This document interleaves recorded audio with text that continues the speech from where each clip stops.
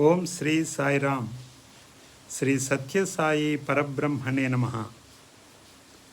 భగవాన్ శ్రీ సత్యసాయి బాబా వారు లోక కళ్యాణార్థము, ధర్మ సంరక్షణార్థము 1962 అక్టోబర్ 1వ తేదీన ప్రప్రథమ వేద పురుష సప్తాహ జ్ఞాన యజ్ఞాన్ని పుట్టపర్తిలో ప్రారంభించారు.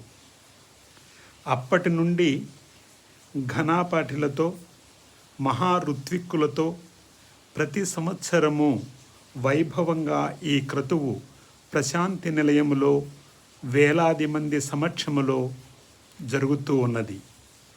స్వామివారి దివ్య సంకల్పానుసారము ఈ మహాక్రతువు కొనసాగుతూ ఉన్నది.